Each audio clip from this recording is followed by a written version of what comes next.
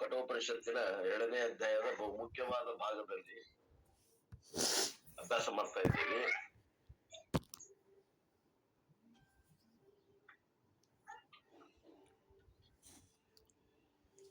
ಈ ಒಂದು ಶ್ಲೋಕಗಳಲ್ಲಿ ವ್ಯಷ್ಟಿ ಹಂತದಲ್ಲಿ ವಿಶ್ವ ತೈಸ ಪ್ರಾಜ್ಞರನ್ನು, ಜೀವತ್ರಯರನ್ನು ಹಾಗೂ ಸಮಷ್ಟಿಯಲ್ಲಿ ವಿರಾಟ ಹಿರಣ್ಯಗರ್ಭ ಮತ್ತು ಅಂತರ್ಯಾಮಿ ಎಂಬ ಈಶ್ವರ ತ್ರಯರನ್ನು ಪ್ರತಿಬಿಂಬಿತ ಚೇತನವನ್ನಾಗಿ ಸ್ವೀಕರಿಸಿ, ಮಿಥ್ಯಾ ಎಂದು ಸ್ವೀಕರಿಸಿ, ಇವುಗಳಿಗೆ ಅಧಿಷ್ಠಾನವಾಗಿರುವಂತಹ ಆ ಕೇವಲ ಅರಿವು ಸ್ವರೂಪ ಒರಿಜಿನಲ್ ಕಾನ್ಶಿಯಸ್ನೆಸ್ ಎಂದು ಅದನ್ನ ಪರಿಚಯಿಸಲಾಗುತ್ತಿದೆ. ಬ್ರಹ್ಮದಲ್ಲಿ ಯಾವ ಭೇದವೂ ಇಲ್ಲ ಅಂತ ಇವತ್ತಿನ ದಿವಸ 10ನೇ ಶ್ಲೋಕ ಹೇಳ್ತದೆ. ಏವ ಇಹ ತದಮೂತ್ರ ಯದಮೂತ್ರ ತದನ್ವಿಹ ಮೃತ್ಯುಸ ಮೃತ್ಯುಂ ಆಪ್ನೋತಿ ಇಹ ನಾನೇವ ಪಶ್ಯತಿ. ಯಾವುದು ಇಲ್ಲಿರುವುದೋ ಅದು ಅಲ್ಲಿ, ಯಾವುದು ಅಲ್ಲಿರುವುದೋ ಅದು ಇಲ್ಲಿಯೂ ಇರುವುದು. ಇಲ್ಲಿ ಬೇರೆ ಬೇರೆ ಆಗಿರುವಂತೆ ಯಾವನು ಕಾಣುವನೋ ಅವನು ಮೃತ್ಯುವಿನಿಂದ ಮೃತ್ಯುವನ್ನು ಪಡೆಯುತ್ತಾನೆ.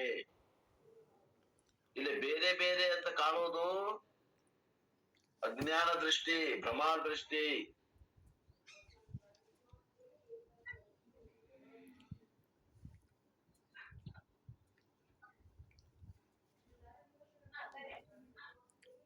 ಬೇರೆ ಬೇರೆಯಾಗಿ ತೋರುವುದು ಉಪಾಧಿ ಭೇದದಿಂದ ಬೇರೆ ಬೇರೆಯಾಗಿ ತೋರ್ತತೆ ಹೊರತು ಇದ್ದದ್ದು ವಸ್ತು ಒಂದದ ಅಂತ ಯಾವ ಕಾಣ್ತಾನ ಅವ ಮೃತ್ಯುವಿನಿಂದ ಪಾರಾಗ್ತಾನೆ. ಯಾವ ಇಲ್ಲೇ ನಾನಾ ಇವ ಭಾತಿ ಬೇರೆ ಬೇರೆ ಅಂತ ಏನ್ ಕಾಣ್ತಾನ, ನಾನಾ ಇವ ಪಶ್ಯತಿ, ಅವ ಏನ್ ಮಾಡ್ತಾನ ಮೃತ್ಯುಂ ಆಪ್ನೋತಿ, ಮೃತ್ಯು ಸಹ ಮೃತ್ಯುಂ ಆಪ್ನೋತಿ. ಒಂದ್ಸಲ ಸತ್ತಂದ್ರೆ ಮತ್ತೊಮ್ಮೆ ಸಾಯಕ ಹುಡ್ತಾನ ಅಂತ ಅರ್ಥ. ಮೃತ್ಯುವಿನಿಂದ ಮೃತ್ಯುವನ್ನೇ ಪಡೆಯುತ್ತಾನೆ ಅಂದ್ರೆ ಸಂಸಾರ ಚಕ್ರದಲ್ಲಿ ಮುಳುಗಿ ಹೇಳುತ್ತಾನೆ. ಇಷ್ಟೊಂದೇನು ವಿಚಾರ ಮಾಡಿದ್ವಿ. ತಪ್ಪೋರು ಹೇಳ್ತಾರ, this is summary of the ಮಂತ್ರ 5 to 9. 5ರಿಂದ 9ನೇ ಮಂತ್ರದೊಳಗೆ ಏನ್ ಹೇಳ್ಯಾರ ಅದರ ಒಂದು ಸಾರಾಂಶವನ್ನ ಈ ಶ್ಲೋಕದಲ್ಲಿ ಹೇಳ್ತಾರ. ಅದಕ್ಕ ಈ ಶ್ಲೋಕವನ್ನ ಬಹಳ ಮಂದಿ ಪ್ರವಚನದಾಗ ಬಳಸ್ಕೊತಾರೆ. ಮೃತ್ಯುಶ್ಚ ಮೃತ್ಯುಂ ಆಪ್ನೋತಿ ಇಹ ನಾನೇವ ಪಶ್ಯತಿ. ಇಷ್ಟ ಹಾಕ್ತಾರ, ಬ್ಯಾಗಿನ ಲೈನ್ ಹಾಕೋದಿಲ್ಲ. ಅದಕ್ಕೆ ಈ ಲೈನ್ ಬಹಳ ಪ್ರಸಿದ್ಧದ. ಇದು 5ರಿಂದ 5, 6, 7, 8, 9ನೇ ಶ್ಲೋಕಗಳ ಒಂದು ಸಾರಾಂಶವನ್ನು ಹೇಳ್ತದೆ. ಹೇಳ್ತಾರಪ್ಪ, the consciousness manifest in the individual body, ವ್ಯಷ್ಟಿ ಶರೀರಂ as well as macro universe, ಸಮಷ್ಟಿ ಪ್ರಪಂಚ. ಅದೇನು ಒರಿಜಿನಲ್ ಕಾನ್ಶಿಯಸ್ನೆಸ್ ಐತಿ ಅದು ವ್ಯಷ್ಟಿ ಶರೀರದಲ್ಲಿ ಮತ್ತು ಸಮಷ್ಟಿ ಶರೀರ ಪ್ರಪಂಚದಲ್ಲಿ ಕೂಡ ಅಭಿವ್ಯಕ್ತಿ ಆಗ್ತದೆ, ಪ್ರಕಟ ಆಗ್ತದೆ. Even though it appears dull in the former and very bright in the latter, dullness or brightness doesn't belong to the consciousness. ಜೀವನಲ್ಲಿ ಇದು ಅರಿವು ಕಡಿಮೆ ಇದ್ದಂತೆ ಭಾಸ ಆಗ್ತದೆ, ಪರಮಾತ್ಮನಲ್ಲಿ ಇದು ಅರಿವು ಜಾಸ್ತಿ ಇದ್ದಂತೆ ಭಾಸ ಆಗ್ತದೆ. ಆದ್ರೆ ಇದು ಭಾಸ ಆಗುವುದು ಇದು ಭ್ರಮೆಯದ. ಆ ಅರಿವಿನಲ್ಲಿ ಹೆಚ್ಚು ಕಡಿಮೆ ಅನ್ನೋದಿಲ್ಲ. ಒಂದು ಉದಾಹರಣೆ ಹೇಳಿದ್ವಿ ನೆನಪದಲ್ಲಿ. ಒಂದು ಕರಡಿ ತಗೊಳ್ರಿ, ಆ ಸೂರ್ಯನ ಪ್ರತಿಬಿಂಬವನ್ನ ಗೋಡೆ ಮೇಲೆ ಬಿಡ್ರಿ, ಆ ಗೋಡೆ ಮ್ಯಾಗ ಪ್ರಕಾಶಮಾನವಾಗಿ ಗೋಲಾಕಾರದ ಒಂದು ಪ್ರತಿಬಿಂಬ ಬೀಳ್ತದ. ಅದರ ಸುತ್ತಲ ಸಾಮಾನ್ಯ ಅಂಶ ಏನದ ಬೆಳಕು ಅದು ಇರ್ತದೆ. ಯಾವ್ದು ಪ್ರಕಾಶಮಾನವಾಗಿರ್ತದ್ರಿ ಅಂದ್ರ ಆ ಸಾಮಾನ್ಯ ಏನ ಇದೆ ಪ್ರಕಾಶ ಐತಲ್ಲ ಅದು ಕಡಿಮೆ ಡಲ್ ಇರ್ತದೆ. ಆ ವಿಶೇಷ ಚೇತನ ಏನ ಕಡಿಮೆ ಕನ್ನಡಿಯಿಂದ ಪ್ರತಿಫಲಗೊಂಡಿರ್ತೈತಲ್ಲ ಅದು ಬಹಳ ಬೆಳಕು ಉಳಿದಿರ್ತದ ಅಲ್ಲೇ. ಆದ್ರೆ ಇಲ್ಲಿ ಏನ ಅರ್ಥ ಆಗ್ತದೆ, ಈಶ್ವರನ ಪ್ರಕಾಶ ಬಹು ದೊಡ್ಡ ಪ್ರಕಾಶದ, ಜೀವನ ಪ್ರಕಾಶ ಬಹಳ ಕಡಿಮೆ ಅದ ಅಂತ ಅನಿಸ್ತದ. ಉಲ್ಟಾ. ಆದ್ರೆ ಅದು ಹೆಚ್ಚು ಕಡಿಮೆ ಅನಿಸೋದು ಉಪಾಧಿಯಿಂದ ಐತೆ ಹೊರತು ಆ ಅರಿವಿನಲ್ಲಿ ಏನು ಹೆಚ್ಚು ಕಮ್ಮಿ ಇಲ್ಲ. ಇದು ಹೇಳ್ಬೇಕಾಗಿ Shankaracharya says in Manisha Panchakam that the consciousness in Virat and Hiranyagarbha is the same as that in an ant. Manisha Panchaka ಅಂತ 5 ಸ್ತೋತ್ರಗಳ ಒಂದು ಪದ್ಯ ಅದ. ಶಂಕರಾಚಾರ್ಯರು ಬರ್ದ ಆ ಪದ್ಯದೊಳಗೆ ಹೇಳ್ತಾರಂತ ಅಪ್ಪವ್ರು ಹೇಳ್ತಾರ ಆ ಅರಿವು ಹೆಂಗದ ಅಂತಂದ್ರ ವಿರಾಟ್ ಮತ್ತು ಹಿರಣ್ಯ ಗರ್ಭದಲ್ಲಿ ಹೆಂಗ ಐತಿಪ್ಪ ಅಂತಂದ್ರ ಒಂದು ಇರುವೆಯಲ್ಲಿ ಅರಿವು ಹೆಂಗದ ಅದೇ ಸಮನಾಗಿ ಹೆಚ್ಚು ಕಮ್ಮಿ ಇಲ್ಲ ಅಂತ. ಒಂದು ಇರುವೆಯಲ್ಲಿ ಇರುವಂತ ಅರಿವಾಗಲಿ, ಒಂದು ವಿರಾಟ್ನಲ್ಲಿ ಇರುವಂತ ಅರಿವಾಗಲಿ, ಒಬ್ಬ ಹಿರಣ್ಯ ಗರ್ಭದಲ್ಲಿ ಇರುವಂತ ಅರಿವಾಗಲಿ, ಎಲ್ಲವೂ ಮೂರು ಸಮ ಅದಾವ ಅಂತ ಹೇಳ್ತಾರ ಮನೀಷಾ ಪಂಚಕ ಗ್ರಂಥದಲ್ಲಿ ಆಚಾರ್ಯ ಶಂಕರರು. There is no question of higher or lower consciousness. ಹೆಚ್ಚು ಕಡಿಮೆ ಅನ್ನುವುದು ಅರಿವಿನಾಗಿಲ್ಲ. It is a misconception, ಅದು ಭ್ರಮೆ.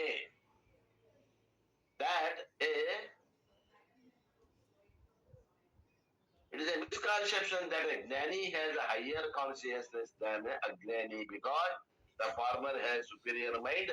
His consciousness seems to be exalted. ಇಲ್ಲೊಂದು ಮಾತು ಹೇಳ್ತಾರ, ಜ್ಞಾನಿ ಮತ್ತು ಅಜ್ಞಾನಿಗೆ ಒಳಗೇನು ಅರಿವು ಅದ, ಅರಿವು ಅದ, ಇಬ್ಬರಿಗೂ ಅದ ಅರಿವು, ಹೌದು ಅದ. ಆ ಜ್ಞಾನಿ ಅರಿವು ಬಹಳ ಪ್ರಕಾಶಮಾನವಾಗಿ ಅದ, ಅಜ್ಞಾನಿ ಅರಿವು ಕಡಿಮೆ ಪ್ರಕಾಶಮಾನವಾಗಿ ಅಂತೇನೇನು ಇಲ್ಲ. ಅಜ್ಞಾನಿಯಲ್ಲಿಯೂ ಕೂಡ ಅರಿವು ಜ್ಞಾನಿಯಲ್ಲಿ ಎಷ್ಟು ಪ್ರಕಾಶಮಾನವಾಗ್ಯದ ಅಷ್ಟ ಪ್ರಕಾಶಮಾನವಾಗಿಯೇ ಇದೆ. ಮತ್ತ ಒಬ್ಬವ ಬಿಡುಗಡೆ ಹೊಂದಾನ, ಒಬ್ಬವ ಬಂಧನದ ಸಿಕ್ಕೊಂಡಾನ, ಒಬ್ಬವ ಸಂಸಾರದಲ್ಲಿ ಸುಖ ದುಃಖಗಳಲ್ಲಿ ಬಿದ್ದು ಹೇಳುವುದು ಮಾಡಾಕತ್ತಾನ, ಇನ್ನೊಬ್ಬವ ಏನದಲ್ಲ ಆರಾಮ್ ಅದಾನ, ಜೀವನ್ ಮುಕ್ತಿ ವಿಲಕ್ಷಣ ಆನಂದ ಹೊಂದಾಕತ್ತಾನ ಜ್ಞಾನಿ. ಇದು ವ್ಯತ್ಯಾಸ ಕಾಣಕತ್ತಲ್ಲ. ಈ ವ್ಯತ್ಯಾಸ ಎಲ್ಲಿದು? ಇದು ಅರಿವಿನಲ್ಲಿ ಇರುವ ವ್ಯತ್ಯಾಸವೋ ಏನು ಅವರ ಮನಸ್ಸಿನಲ್ಲಿ ಇದ್ದಂತ ವ್ಯತ್ಯಾಸವೋ? ಇದು ಅರಿವಿನಲ್ಲಿ ವ್ಯತ್ಯಾಸ ಇಲ್ಲ ಅಂದ್ಮ್ಯಾಗ ಇದು ವ್ಯತ್ಯಾಸ ಮನಸ್ಸಿನಲ್ಲಿನೇ ಇರಬೇಕು. ಅಂದ್ರೆ ಸುಪೀರಿಯಾರಿಟಿ ಶ್ರೇಷ್ಠತೆ, ಇನ್ಫೀರಿಯಾರಿಟಿ ಕನಿಷ್ಠತೆ ಅನ್ನುವಂಥದ್ದು ಏನು ತೋರ್ತತಿ, ಅದು ತೋರುವುದು ಅರಿವಿನ ಸ್ವರೂಪ ಅಲ್ಲ, ಆ ಉಪಾಧಿದು ಆ ಮನಸ್ಸಿಂದು ಅಂತ ಅರ್ಥ. ಜ್ಞಾನಿಯ ಮನಸ್ಸಿನಲ್ಲಿ ಹೆಚ್ಚಿಗೆ ಪ್ರಕಾಶಮಾನವಾಗಿ ಆತ್ಮ ಲಕ್ಷಣಗಳ ಕಾಣ್ತಾವ, ಅಜ್ಞಾನಿಯಲ್ಲಿ ಆತ್ಮ ಲಕ್ಷಣಗಳ ಕಡಿಮೆ ಕಾಣ್ತಾವ. ಆದ್ರ ಅರಿವು ಸ್ವರೂಪ ಮಾತ್ರ ಒಂದಾದ. The one absorbed in the medium sees only plurality. ಯಾವ ಉಪಾಧಿ ಒಳಗ ಸಿಕ್ಕೊಂಡ್ ಬಿದ್ದಾನ ಅವಾಗ ಇದು ನಾನಾ ಅನ್ನೋದು ಕಾಣ್ತದ, ಅನೇಕದ ಅನ್ನುವಂಥದ್ದು ಕಾಣ್ತದ. ಈ ಉಪಾಧಿ ಮಾಧ್ಯಮಗಳು ಸತ್ಯ ಅಂತ ತಿಳ್ಕೊಂಡಾನ. ಈ ಮನಸ್ಸು ಸತ್ಯ, ಈ ಬುದ್ಧಿ ಸತ್ಯ, ಈ ಶರೀರ ಸತ್ಯ, ಸೂಕ್ಷ್ಮ ಶರೀರ ಕರೆ ಐತಿ, ಸ್ಥೂಲ ಶರೀರ ಕರೆ ಐತಿ ಅಂತ ಏನು ಸತ್ಯದ ಬುದ್ಧಿ ಕೊಟ್ಟಾರಲ್ಲ, ಅವ್ರಿಗೆ ಇದು ಅನೇಕತ ಅನ್ನುವಂಥದ್ದು ಅನುಭವಕ್ಕೆ ಬರ್ತದ. ಮತ್ತ ಅವ ಏನ್ ಮಾಡ್ತಾನ, ಅಂತ ಮನಸ್ಸು ಉಳ್ಳವ ಒಂದಕ್ಕೊಂದು ಹೋಲಿಕೆ ಮಾಡಿ ನೋಡಿ, ಅದು ಶ್ರೇಷ್ಠ, ಇದು ಕನಿಷ್ಠ, ಅದು ಚಲೋ, ಇದು ಕೆಟ್ಟ, ಅದು ಹಂಗ, ಇದು ಹಿಂಗ, ಅದು ಪುಣ್ಯ, ಇದು ಪಾಪ, ಅದು ಬೆಳಕು, ಇದು ಕತ್ಲೆ, ಹಿಂಗ ಅವ ತಾರತಮ್ಯ ಮಾಡ್ಲಿಕ್ಕೆ ಪ್ರಾರಂಭ ಮಾಡ್ತಾನ. ಹೆಚ್ಚು ಕಡಿಮೆ ಗ್ರಡೇಷನ್ಸ್ ಮಾಡ್ಲಿಕ್ಕೆ ಪ್ರಯತ್ನ ಮಾಡ್ತಾನ. ಅವನ ಮನಸ್ಸು ಹಂಗ ಮಾಡ್ತದ. And have these 6 vices: lust, anger, greed, delusion, arrogance and jealousy. ಹಿಂಗ್ ಮಾಡೋನಲ್ಲಿ ಏನ್ ಹುಡ್ತಾವು ಅಂದ್ರ ನೋಡ್ರಿ ಹೆಂಗ ಹೇಳ್ತಾರ. ನಮ್ಮಲ್ಲಿ ಷಡ್ ವೈರಿಗಳದಾರಲ್ಲ, ಅವು ಹುಟ್ಕೋತಾವು. ಏನು? ಕಾಮ, ಕ್ರೋಧ, ಲೋಭ, ಮೋಹ, ಮದ, ಮಾತ್ಸರ್ಯ, ಇವು ಹುಡ್ತಾವ. ಲಸ್ಟ್ ಅಂದ್ರೆ ಕಾಮ, ಆಂಗರ್, ಕ್ರೋಧ, ಲೋಭ, ಗ್ರೀಡ್, ಮೋಹ, ಡೆಲ್ಯೂಷನ್, ಮದ, ಅರೋಗನ್ಸ್, ಮಾತ್ಸರ್ಯ, ಜಲಸಿ, ಹೊಟ್ಟೆ ಕಿಚ್ಚು. ನೋಡ್ರಿ ಒಂದಕ್ಕೊಂದು ಹೆಂಗ್ ಹುಡ್ತಾವು. ತಾರತಮ್ಯ ಭಾವ ಉಪಾಧಿಯಲ್ಲಿ ಸತ್ಯತ್ವ ಬುದ್ಧಿಯಿಂದ ಹೊರಡ್ತದ.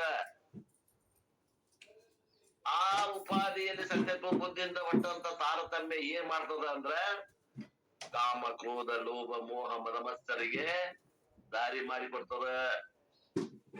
ಒಂದಕ್ಕೊಂದು ಸರಪಡಿ ಅದರಿ, ಇದು ತಿಳ್ಕೊಳ್ರಿ. Lord Yama says that such a person will see mortality. ಇಂಥ ಮನುಷ್ಯ ಏನದನ, ಯಾವ ಉಪಾಧಿ ಸತ್ಯ ಅಂತ ಕುಂತಾನಲ್ಲ, ಅವಾಗ ಏನ್ ಕಾಣ್ತೈತೆ ಅಂದ್ರೆ ಅವಂಗ ಬ್ರಹ್ಮ ವಸ್ತು ಕಾಣುದಿಲ್ಲ, ಅವಂಗ ಅನೇಕ ರೀತಿಯಿಂದ ಇರುವ ಉಪಾಧಿಗಳೇ ಖರೆ ಅನ್ನುವಂಥವು ಕಾಣ್ತಾವ. ಅಂತ ಮನುಷ್ಯ ಏನ್ ಮಾಡ್ತಾನಂದ್ರ ಒಮ್ಮೆ ಮೃತ್ಯುವಿನಿಂದ ಮೃತ್ಯುವಿಗೆ ಹೋಗ್ತಾನೆ. ಅವನ ಪ್ರಯಾಣ ಮರಣದ ಕಡೆಗದ. His sense of insecurity and struggles will be endless. ಅವನಲ್ಲಿ ಅಭದ್ರತೆ ಮತ್ತು ಅಭದ್ರತೆ ಇರುವಂತ ಹೋರಾಟ, ಅದಕ್ಕೆ ಕೊನೆ ಇಲ್ಲ, ಅದಕ್ಕೆ ಕೊನೆ ಅನ್ನೋದಿಲ್ಲ. ಸಣ್ಣಂದಿರ್ತ ಗುಂಡಾಗಜಿಗ ಆಡ್ಲಿಕ್ಕೆ ಪ್ರಯತ್ನ ಮಾಡಿ ಅದನ್ನು ಪಡೆಯಲಿಕ್ಕೆ ಪ್ರಯತ್ನ ಮಾಡ್ತಾನೆ. ವಯಸ್ಸು ಬಂದಾಗ ನೌಕರಿ ಮತ್ತು ಹೆಂಡತಿ ಮಾಡ್ಕೋಬೇಕು ಅಂತ ಪ್ರಯತ್ನ ಮಾಡ್ತಾನೆ. ವಯಸ್ಸು ಹೋದ್ಮ್ಯಾಗ ವಯಸ್ಸು ಕಳೆದ್ಮೇಲೆ ಅಂತ ಚಿಂತೆ ಮಾಡ್ಕೊಂತಾನೆ ಇರ್ತಾನೆ. ಅವನ ಕೊನೆ ಅನ್ನೋದಿಲ್ಲ. ಎದಕ್ಕ? ಅವನ ಅಭದ್ರತೆಯನ್ನು ಕಳ್ಕೊಳ್ಳಿಕ್ಕೆ ಕೊನೆ ಅನ್ನೋದೇ ಇಲ್ಲ. ಹೋರಾಟ ಸಾಯು ಮರ ಹೋರಾಟ ಮಾಡಿದ್ರು ಕೂಡ ಸಫಲತೆ ಕಂಡು ಬರುವುದಿಲ್ಲ. The insecurity will end only with the knowledge that I am immortal consciousness. I am transcending through the mortal body. ಈ ಒಂದು ಅಭದ್ರತೆ ಯಾವಾಗ ಕೊನೆಗೊಳ್ತತ್ರಿ? ಯಾರು ವಿಚಾರ ಮಾಡಿರೇನು ಅಂತಂದ್ರ, ಯಾವಾಗ ನಾನು ಆತ್ಮಸ್ವರೂಪ ಅದೇನಿ. ಆ ಆತ್ಮಸ್ವರೂಪ ಅದು ಹುಟ್ಟುವುದಲ್ಲ, ಸಾಯುವುದಲ್ಲ, ಅದು ಅಮರದ. ಆ ಒಂದು ಅಮರತ್ವವನ್ನ ಸ್ವರೂಪವಾಗಿ ಉಳ್ಳ ಆತ್ಮನು ಈ ಸಾವು ಹುಟ್ಟುಗಳಿಂದ ಹೊಂದತಕ್ಕಂತ ಈ ಶರೀರದಲ್ಲಿ ಆ ಆತ್ಮ ವ್ಯವಹಾರ ಮಾಡಕತ್ತೈತಿ ಅಂತ ಎಲ್ಲಿ ಮಠ ತಿಳ್ಕೊಳ್ಳುವುದಿಲ್ಲ. ಅಲ್ಲಿ ಮಠ ಈ ಹೋರಾಟ, ಅಲ್ಲಿ ಮಠ ಈ ಅಭದ್ರತೆ ಕಾಡುವುದು ಬಿಡುವುದಿಲ್ಲ. ಬೇಕಾದಷ್ಟು ಆಸ್ತಿ ಗಳಿಸ್ರಿ, ಬೇಕಾದಷ್ಟು ಹೆಂಡ್ರನ್ನ ಮಾಡ್ಕೊಡ್ರಿ, ಗಂಡ್ರನ್ನ ಮಾಡ್ಕೊಡ್ರಿ, ಪುತ್ರ, ಧನ, ಕನಕ, ವಸ್ತ್ರ, ವಾಹನ, ಅಂತಸ್ತು, ಐಶ್ವರ್ಯ, ಹಾರ, ತುರಾಯಿ, ಮಾಲಿ ಬೇಕಾದ ಬರ್ರಿ. ಅಭದ್ರತೆ ಅನ್ನುವಂಥದ್ದು ಕಾಡೇ ಕಾಡ್ತದ. ಹೋಗಿ ಕೇಳ್ರಿ ಅಂತವ್ರಿಗೆ. ಈ ಜಗತ್ನಾಗ ಅಗ್ದಿ ಹೈಯೆಸ್ಟ್ ಪೋಸ್ಟ್ ಅಂದ್ರೆ ಪ್ರೆಸಿಡೆಂಟ್ ಆಫ್ ಅಮೆರಿಕಾ. ಅವ್ನ್ಗ ಹೋಗಿ ಕೇಳ್ರಿ, ಅವಂಗ ಅಭದ್ರತೆ ಐತಿ ಅಲ್ಲ ಕೇಳ್ರಿ ಅಂತ ಅಪ್ಪವ್ರು ಬೇರೆ ಕಡೆ ಹೇಳ್ಯಾರ. ಅವಂಗೂ ಅಭದ್ರತೆ ಕಾಡ್ತದ. ಶರೀರ ಆತ್ಮ ಅಂತ ನಾ ತಿಳ್ಕೊಳ್ಳ ಮಟ ಇದು ತಪ್ಪುದಿಲ್ಲ. ಈ ಸರಪಣಿ ತಪ್ಪುದಿಲ್ಲ ನೋಡ್ರಿ. ಕಾಮ, ಕ್ರೋಧ, ಲೋಭ, ಮೋಹ, ಮದ, ಮತ್ಸರಗಳಾಗ್ಲಿ, ಈ ಒಂದು ಇನ್ಸೆಕ್ಯೂರಿಟಿ ಅಂದ್ರೆ ಅಭದ್ರತೆ ಒಳಗ ಕಾಡುವುದು ತಪ್ಪುದಿಲ್ಲ. When I know that I am the consciousness, I know that everyone else is also the consciousness. ಯಾವಾಗ ನಾನು ಅರಿವ ಸ್ವರೂಪ ಅಂತ ತಿಳಿತೇವೆ, ಅವಾಗ ಉಳಿದವರು ಕೂಡ ಅರಿವ ಸ್ವರೂಪ ಅದಾರ ಅಂತ ತಿಳಿತದ. ಅದಕ್ಕೆ ರೆಫರೆನ್ಸ್ ಕೊಡ್ತಾರಪ್ಪ ಅವರು, ಭಗವದ್ಗೀತೆ 5ನೇ ಅಧ್ಯಾಯ ತೆಗೀರಿ ಅಂತ. ರೆಫರೆನ್ಸ್ ಬೇಕಂದ್ರೆ ಹೆಂಗ್ ಹೇಳ್ತೀರಿಪ್ಪ ನೀವು? ಕಪೋಲ ಕಲ್ತಿದ್ ಹೇಳ್ತೀರಿ ನೀ ಮಾತು ಇಲ್ಲ. ಭಗವದ್ಗೀತೆಯೊಳಗ 5ನೇ ಅಧ್ಯಾಯದೊಳಗ 18ನೇ ಶ್ಲೋಕ ತೆಗೀರಿ. ಆ 18ನೇ ಶ್ಲೋಕ ಏನ್ ಹೇಳ್ತೈತೆ? ವಿದ್ಯಾ ವಿನಯ ಸಂಪನ್ನೆ ಬ್ರಾಹ್ಮಣೇ ಗವಿ ಹಸ್ತಿನಿ ಶುನಿಚೈವ ಸ್ವಪಾಕೆ ಚ ಪಂಡಿತಾ ಸಮದರ್ಶಿನ. ಪಂಡಿತರು ಸಮದರ್ಶನ. ಜ್ಞಾನಿ ಪುರುಷರು ವಿದ್ಯಾ ವಿನಯ ಯುಕ್ತರಾಗಿ ಬ್ರಾಹ್ಮಣನಲ್ಲಿ ಆಗಲಿ, ಒಂದು ಹಸುವಿನಲ್ಲಿ ಆಗಲಿ, ಒಂದು ಆನೆಯಲ್ಲಿ ಆಗಲಿ, ಒಂದು ನಾಯಿಯಲ್ಲಿ ಆಗಲಿ, ಒಬ್ಬ ಚಾಂಡಾಲನಲ್ಲಾಗಲಿ, ಇವರೆಲ್ಲರನ್ನು ಸಮದೃಷ್ಟಿಯಿಂದಲೇ ನೋಡುತ್ತಾನೆ ಜ್ಞಾನಿ ಪುರುಷ. ಮತ್ತ ಇವರಲ್ಲಿ ಹೆಚ್ಚು ಕಮ್ಮಿ ನೋಡೋರು ಅವ್ರ ಜ್ಞಾನಿಗಳಿದ್ರೆ, ಅವರು ಅಜ್ಞಾನಿಗಳು, ಪರಮ ಅಜ್ಞಾನಿಗಳು.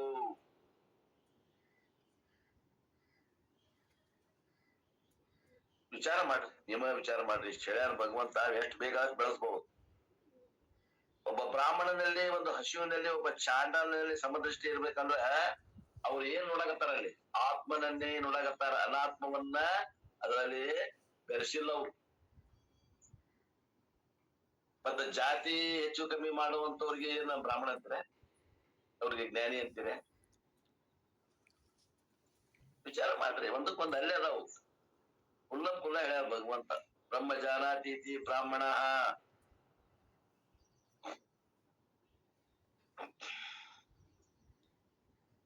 ಇಲ್ಲಿ ಲೋಕಲ್ ಬ್ರಾಹ್ಮಣರಿಗೆ ಎಷ್ಟು ತಾರತಮ್ಯ ಅದಾವ ನೋಡ್ರಿ. ಅವ್ರ ಮನುಷ್ಯ ಬ್ರಾಹ್ಮಣರಲ್ಲಿ ವ್ಯತ್ಯಾಸ ಕಾಣ್ತಾರ. ಸ್ಮಾರ್ತ್ರ ಕಂಡ್ರೆ ವೈಷ್ಣವ್ರಿಗೆ ಆಗಂಗಿಲ್ಲ, ವೈಷ್ಣವ್ರ ಕಂಡ್ರೆ ಸ್ಮಾರ್ತರಿಗೆ. ಮತ್ತೆ ಇಂಥವ್ರಿಗೆ ನೀವು ಜ್ಞಾನಿ ಅಂತೀರ, ಬ್ರಾಹ್ಮಣ ಅಂತೀರ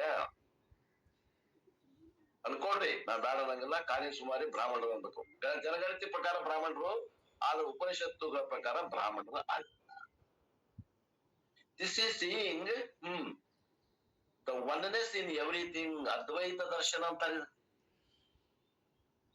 ಇದಕ್ಕೆ. ಅದ್ವೈತ ದರ್ಶನ, ಸೀಯಿಂಗ್ ಒನ್ನೆಸ್ ವಿತ್ ಎವ್ರಿಥಿಂಗ್. ಪ್ರತಿಯೊಬ್ಬರಲ್ಲಿ ಆ ಒಂದು ಆತ್ಮನನ್ನು ಗುರುತಿಸ್ಬೇಕು.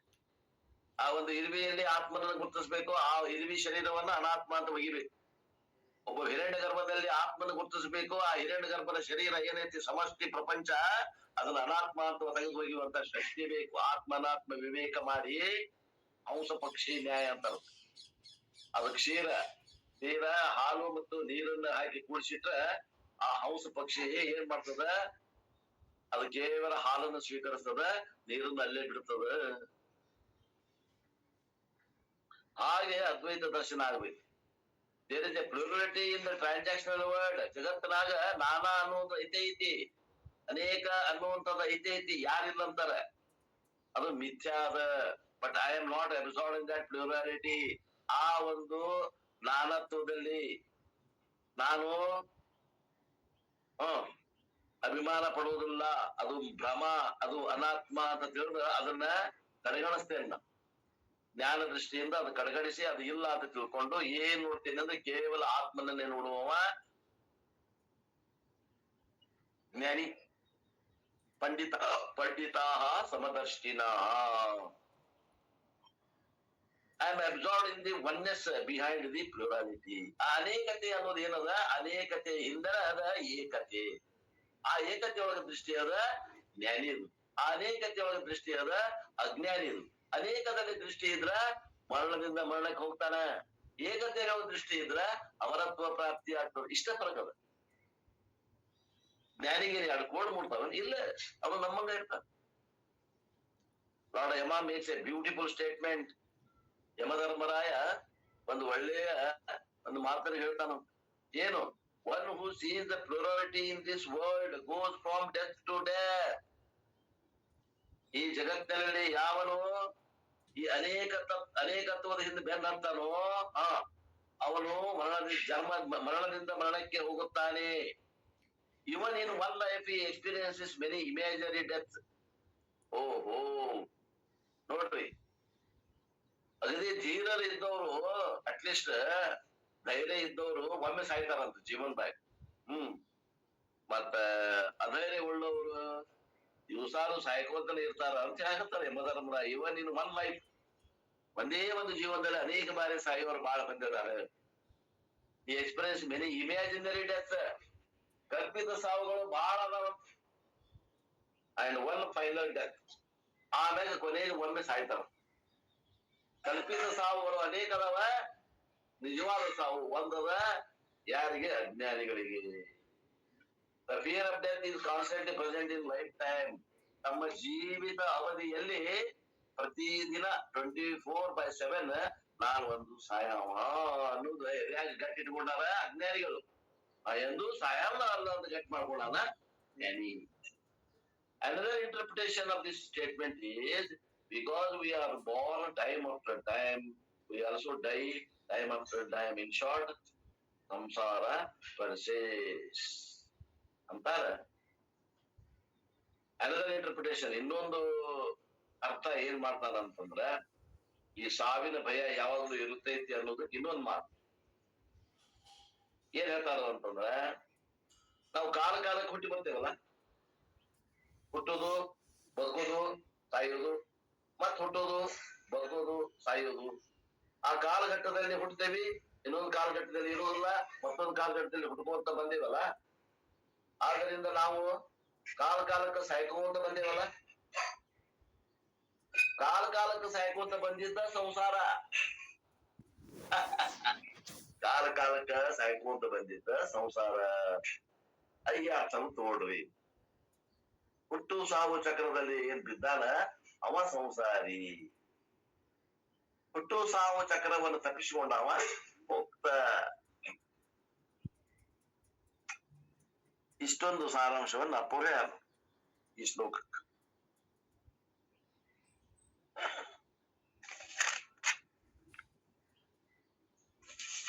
ಅದಾದ ನಂತರ 11ನೇ ಶ್ಲೋಕ.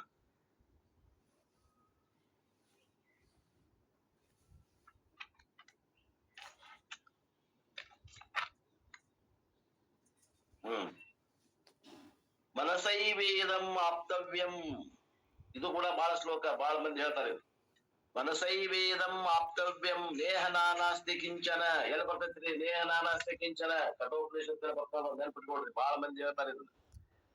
ನೇಹ ನಾನಾಸ್ತಿ ಕಿಂಚನ ಮೃತ್ಯೋಸ ಮೃತ್ಯುಂ ಗಚ್ಚತಿ ಇಹ ನಾನೇವ ಪಶ್ಯತಿ ಎಂದು ಹೇಳಿದ್ದನ್ನ ಇನ್ನೊಂದು ಮಂತ್ರದಿಂದ ಹೇಳಾಗತ್ತೆ ಉಪನಿಷತ್. ಇದು ಮನಸ್ಸಿನಿಂದಲೇ ಪಡೆಯತಕ್ಕದ್ದು. ಇಲ್ಲಿ ಸ್ವಲ್ಪವೂ ಭೇದವಿರುವುದಿಲ್ಲ. ಯಾವನು ಇಲ್ಲಿ ಬೇರೆ ಬೇರೆಯಾಗಿದ್ದಂತೆ ಕಾಣುವನೋ ಅವನು ಮೃತ್ಯುವಿನಿಂದ ಮೃತ್ಯುವನ್ನು ಹೊಂದುತ್ತಾನೆ. ಅದೇ ಅರ್ಥ ಬರುವಂತ ಇನ್ನೊಂದು ಶ್ಲೋಕ.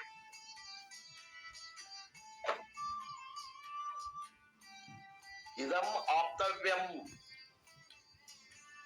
ಇದನ್ನು ಪಡೆಯಬೇಕಾಗ್ತದ. ಮನಸಾಯೇವ, ಮನಸ್ಸಿನಿಂದ ಪಡೆಯಲಿಕ್ಕೆ ಬೇಕಾಗ್ತದೆ. ಮನೆಯೇವ ಮನುಷ್ಯಾಣ ಕಾರಣಂ ಬಂಧ ಮೋಕ್ಷಯೋ. ಬಂಧನಕ್ಕೂ ಮುಕ್ತಿಗೂ ಕಾರಣ ಮನಸ್ಸಾದ. ಮನಸ್ಸು ಅಂದ್ರೆ ಒಂದು ಚಾವಿ ಇದ್ದಂಗ.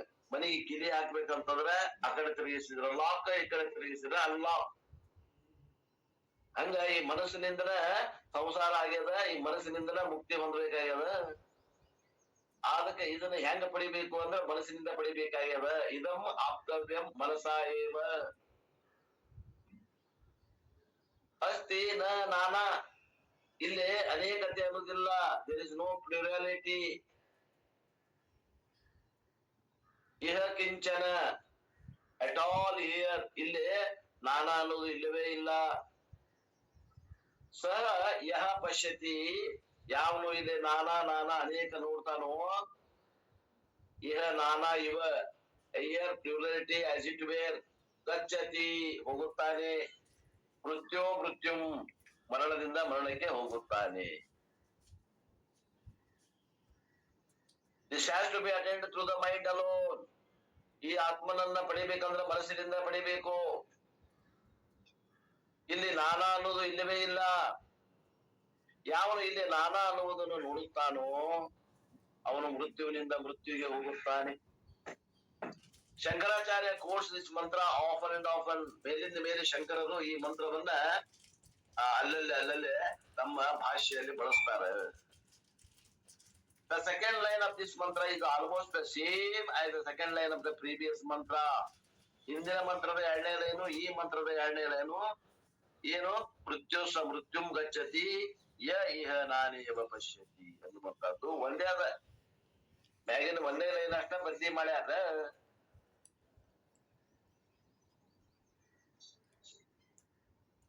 If a person sees the plurality as real, then he will travel from death to death.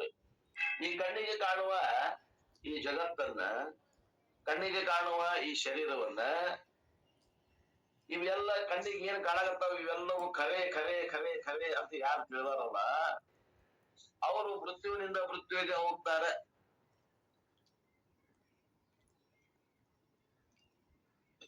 The essence of this mantra is that there is no plurality at all. ಈ ಮಂತ್ರದ ಸಾರಾಂಶ ಏನು ಅಂದ್ರ ಇಲ್ಲಿ ನಾನಾ ಅನ್ನುವುದು ಇಲ್ಲವೇ ಇಲ್ಲ, ಅದು ಕಲ್ಪಿತದ. The Upanishad conveys this idea through a verb asti. ಇಲ್ಲಿ ಕ್ರಿಯಾಪದ ಉಪಯೋಗ ಮಾಡ್ಯಾರ. ಏನು? ಅಸ್ತಿ. ಅಸ್ತಿ ಅಂದ್ರೆ ಏನು? ಅಸ್ತಿ ಅಂದ್ರೆ ಇದೆ. ಅಸ್ತಿ ನ ನಾನಾ ಅಂದ್ರೇನು? ಇಲ್ಲಿ ಬೇರೆ ಬೇರೆ ಅನ್ನೋದು ಇಲ್ಲವೇ ಇಲ್ಲ ಅನ್ನಂಗ. The plurality, there is no plurality even in the present tense. ಈ ಕಾಲ ಸದ್ಯ ಏನ್ ನೋಡಾಕತ್ತೀವಲ್ಲ ದ್ವೈತ, ನಾನಾ ಅನ್ನೋದು ಏನ್ ನೋಡಾಕತ್ತೀವಿ, ನಾನು ನೀನು ಜಗತ್ತು ಅನ್ನೋದು ಏನ್ ಕಾಣಾಕತ್ತೈತಿ, ನಾಮರೂಪಾತ್ಮಕವಾದ ಜಗತ್ತು ಕಾಣುವ ಹೊತ್ತಾಗ ಇಲ್ಲ. ಹಗ್ಗದಾಗ ಹಾವು ಕಾಣುವ ಹೊತ್ತಾಗ ಹಾವು ಇಲ್ಲ.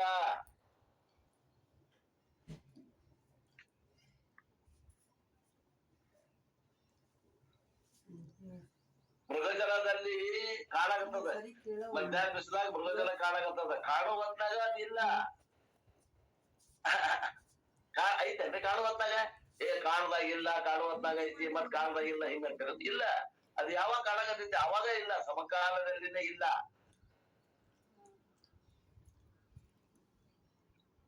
The Upanishad conveys that we are not transforming from Dvaitam to Advaitam. ಉಪನಿಷತ್ತು ದ್ವೈತದಿಂದ ಅದ್ವೈತಕ್ಕ ನಾವು ಪರಿವರ್ತನೆ ಮಾಡಾಕತ್ತೇವೆ ಅಂತ ತಿಳ್ಕೋಬ್ಯಾಡ್ರಿ. If there is a transformation, ಅದರಲ್ಲಿ ಏನಾರ ಬದಲಾವಣೆ ಇತ್ತಂದ್ರ the Upanishad would have used the future tense. ಈಗ ಐತಿ ನಾನ ಅನ್ನೋದು ಮುಂದಿರುವುದಿಲ್ಲ ಅಂತ ಹೇಳ್ಬಹುದಾಗಿತ್ತು. ಈಗ ಸದ್ಯ ಕಾಣುವಂತಾಗನ ವರ್ತಮಾನ ಕಾಲದ ಕ್ರಿಯಾಪದನ ಉಪಯೋಗ ಮಾಡೋದು. ನಾನ ನ ಅಸ್ತಿ, ಈಗ ನಾನ ನ ಅಸ್ತಿ ಕಾಣುವಂತಾಗ ಅದು ನಾನ ಅನೇಕ ಅನ್ನೋದಿಲ್ಲ. ಈ ಕಾಣಾಗತ್ತೈತಲ್ಲ ಈ ಶರೀರ, ಕಾಣುವಂತಾಗ ಇಲ್ಲ ಈ ಶರೀರ. ಈ ಮೊಬೈಲ್ ಕಾಣಾಗತ್ತೈತಲ್ಲ, ಕಾಣುವಂತಾಗ ಇಲ್ಲ ಈ mobile.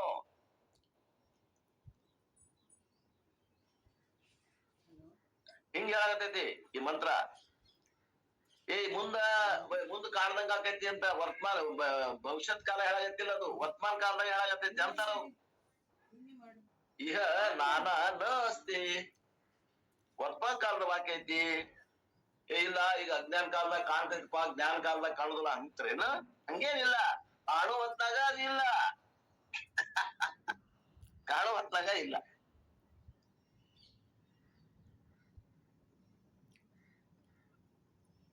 Dropping this notion is through understanding, and therefore it is an intellectual exercise. ಇದನ್ನ ಜ್ಞಾನದಿಂದ ತಿಳ್ಕೊಳಕ್ ಬರ್ತದ. ಆದ್ರಿಂದ ಇದು ಬುದ್ಧಿಮತ್ತೆ ಕಸರತ್ತದ. ಇಲ್ಲಿ ಬುದ್ಧಿ ಕಸರತ್ತದ, ಬುದ್ಧಿ ಸೂಕ್ಷ್ಮ ಬೇಕಾಗ್ತದ, ಬುದ್ಧಿ ಅರ್ಥ ಇರ್ಬೇಕಾಗ್ತದ. The wave need not transfer to water. ಆ ಏನದ ಅಲೆ ಅನ್ನುವಂಥದ್ದು ಏನದ ತರಂಗ, ಅದು ನೀರ್ ಆಗ್ಬೇಕಾಗಿಲ್ಲ. ಅದು ಅಲೆ ಇದ್ದಾಗ ನೀರ ಐತಿ ಅಂತ ತಿಳ್ಕೊಬೇಕಾಗ್ಯದ ಆತ್ಮೀಯರೇ. ಆ ಅಲೆಯನ್ನು ಹೋಗಿ ನೀರು ಮಾಡಿ ನೀರ ಐತಿ ಅಂತೀನಿವ, ಏನ್ ಅಲೆ ಇದ್ದಾಗ ನೀರ್ ಅಂತ ತಿಳ್ಕೊತೀರೋ? ವಿಚಾರ ಮಾಡ್ರಿ. ನೀವು ಮಾಡುವುದು ಏನಿಲ್ಲ, ಇಲ್ಲಿ ಬರೀ ತಿಳ್ಕೊಳ್ಳೋದು. It just needs to understand that it is a water.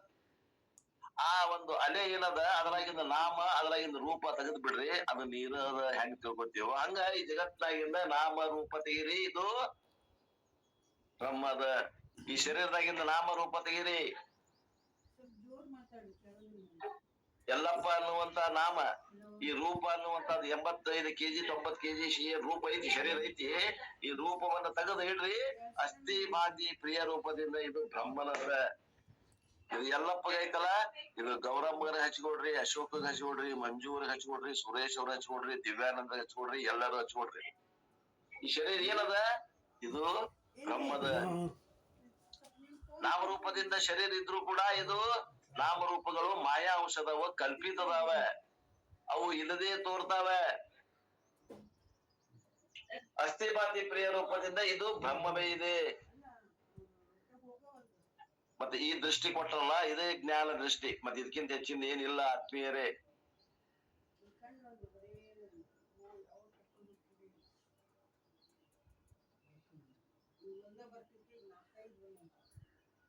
Shivaratri ಮಾಡಿವಿ. ಶಿವರಾತ್ರಿ ಏನ್ ಮಾಡಿವಿ? ಶಿವರಾತ್ರಿ ನಿನ್ನೆ ಕಾಣದ ದೇವರನ್ನ ಕಾಣಾಕ್ ಹೊಂಟ ನಾವ ವಿಚಾರ ಮಾಡಿದೆ ನಿನ್ನೆ. ಇದನ್ನ ನನ್ ವಿಚಾರ ಎಷ್ಟು ಮಟ್ಟಿಗೆ ಖರೆ, ಎಷ್ಟು ಮಟ್ಟಿಗೆ ಸುಳ್ಳದ ವಿಚಾರ ಮಾಡ್ರಿ. ನಾ ಎಲ್ಲಿ ಓದಿಲ್ಲ, ನಾನ ವಿಚಾರ ಮಾಡಿದ್ದೆ. ಕಾಣದ ದೇವ್ರನ್ನ ಕಾಣಾಕ್ ಹೋಗುದು ಶಿವರಾತ್ರಿ.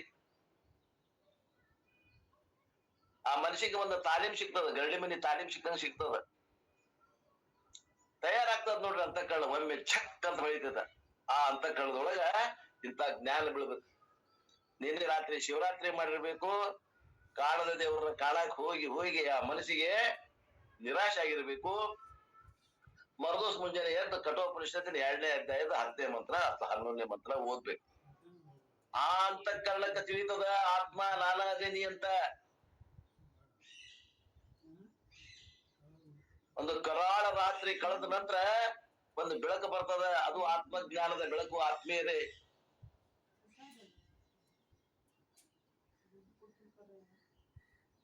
ಮನಸ್ಸಿಗೆ ಆ ತಾಲೀಮ್ ಕೊಡ್ಬೇಕಾಗ್ತದ. ಕಾಣದ ದೇವ್ರನ್ನ ಕಾಣಕ್ ಹಚ್ತಾರಂತ. ಯಾಕ ಕಾಣ್ಬೇಕನ್ನುವಂಥದ್ ನಮ್ದು ಒಂದು ಹಂಬಲದ. ಆ ಕಾಣುದಿಲ್ಲಪ್ಪ ಪರಮಾತ್ಮ ಅಂತ ಇವ ಬೆಳತಾಗ ಕುಂತ್ರು ಕಾಣುದಿಲ್ಲ. ಮದುವೆ ಕಣ್ತಂದ್ರ ಅದು ದೇವ್ರಲ್ಲ ಅಂತ ತಿಳ್ಕೊಂಡು ಕೇನೋಪನಿಷತ್ ಓದೇವಿ. ಯಾವ್ದು ಕಣ್ಣಿಗೆ ಕಾಣ್ತದ ಅದು ದೇವ್ರಲ್ಲ. ಆದ್ರೂ ನಾವು ಕಾಣುವಂತ ಒಂದ್ ಏನದ ದೇವ್ರನ್ನ ಕಾಣ್ಬೇಕಪ್ಪ, ನಮ್ದೊಂದು ಹಂಬಲ. ಅಷ್ಟೊಂದು ಎಕ್ಸರ್ಸೈಸ್ ಕೊಟ್ಟ ಮೇಲೆ ಕಠೋಪನಿಷತ್ತಿಗೆ ಬರ್ಬೇಕು. ಅವಾಗ ಏನಾಗ್ತದ, ಆ ಅಂತಃಕರಣಕ್ಕ ಚಕ್ ಅಂತ ಹೊಳಿತಿತ್ತು ಅವ್ರು.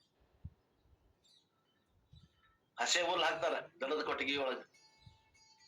ಹಸೆ ಹುಲ್ಲಿಗೆ ಬೆಂಕಿ ಹಚ್ತಾರ, ಅದು ಹೊಗೆನ ಬರ್ತೈತೆ ಹೊರತ ಬೆಂಕಿ ಬರುವುದಿಲ್ಲ ಸ್ವಲ್ಪ ಹೊತ್ತು.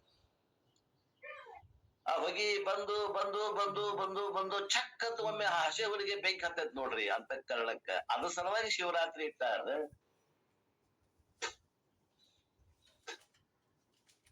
ಇದನ್ನ ಯಾರು ಹೇಳುದಿಲ್ಲ. ಎಲ್ಲರೂ ಶಿವರಾತ್ರಿ ಮಾಡೋರ, ಎಲ್ಲರೂ ಭಜನೆ ಮಾಡೋರ.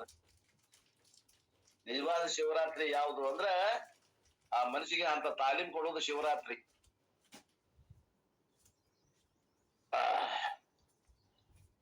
ಮನಸ್ಸ ನಿಮಗೆ ಏನ್ ಮಾಡ್ತದ, ಸಹಾಯಕ ಮಾಡ್ತದ ಪರಮಾತ್ಮನ ತೋರ್ಸ್ಲಿಕ್ಕೆ ಆ ಎಕ್ಸರ್ಸೈಸ್ ಕೊಟ್ಟ ಮೇಲೆ.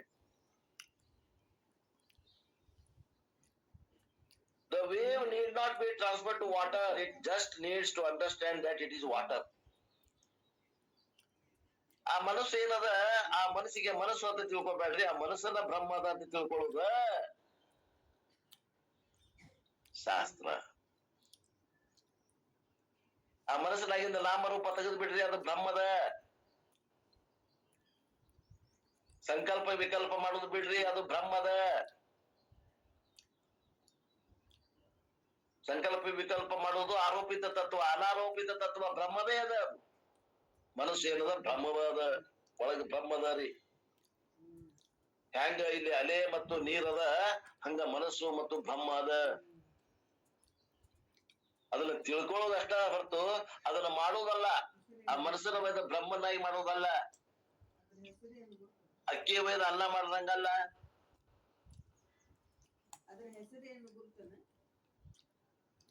ಶಗಣಿ ಒಯ್ದು ವಿಭೂತಿ ಮಾಡಿದಂಗಲ್ಲ. ಮಣ್ಣು ಒಯ್ದು ಗಡಿಗೆ ಮಾಡಿದಂಗಲ್ಲ. ಸಂಸ್ಕಾರ್ಯ, ಪ್ರಾಪ್ಯ, ಉತ್ಪಾದ್ಯ, ವೈಕಾರ್ಯ ಯಾವದು ಅಲ್ಲ. ಇವು ನಾಲ್ಕಕ್ಕೆ ಸಂಬಂಧಪಟ್ಟಿದ್ರ ಅದು ಕರ್ಮದಿಂದ ಪಡೆಯಬಹುದಾಗಿತ್ತು. ಈ ನಾಲ್ಕಕ್ಕೆ ಸಂಬಂಧಪಟ್ಟಿಲ್ಲ. ಆದ್ದರಿಂದ ಅದು ಜ್ಞಾನದ ಫಲ ಆದ ಆತ್ಮೀಯರೇ. ಮೋಕ್ಷ ಅನ್ನೋದು ಜ್ಞಾನದ ಫಲ. ನಾವು ಕರ್ಮ ಮಾಡಿ ಪಡಿಬೇಕಂತೇವಿ. ಕರ್ಮ ಮಾಡಿ ಪಡಿಬಹುದಾಗಿತ್ತು. ಅದು ಸಂಸ್ಕಾರ್ಯ, ವೈಕಾರ್ಯ, ಪ್ರಾಪ್ಯ, ಉತ್ಪಾದ್ಯ ಇವುಗಳಲ್ಲಿ ಒಂದಾಗಿತ್ತು ಅಂದ್ರ ಅದನ್ನು ಕರ್ಮದಿಂದ ಪಡೆಯಬಹುದಾಗಿತ್ತು. ನ ಕರ್ಮಣ ನ ಪ್ರಜೆಯ, ಕರ್ಮದಿಂದ ಈ ಆತ್ಮನನ್ನು ಪಡೆಯಕ್ಕಾಗಂಗಿಲ್ಲ. ನ ಪ್ರಜೆಯ, ಮಕ್ಕಳು ಹಡೆಯೋದ್ರಿಂದ ಪಡೆಯಕ್ಕಾಗೋದಿಲ್ಲ. ನ ಧನೇನ, ರೊಕ್ಕದಿಂದ ಪಡೆಯಕ್ಕಾಗೋದಿಲ್ಲ. ತ್ಯಾಗೇನ ಏಕೇನ ಅಮೃತತ್ವ ಮಾನಶು, ತ್ಯಾಗದಿಂದ ಮಾತ್ರ ಪಡಲಿಕ್ಕೆ ಸಾಧ್ಯದ.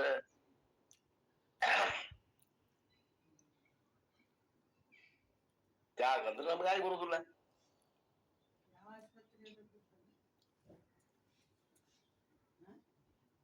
ಅದಕ್ಕೆ ಸದಾ ಅದು ಏನಾಗ್ತದ, ಜ್ಞಾನ ಮುಂದ್ ಹೊಂಟೈತಿ.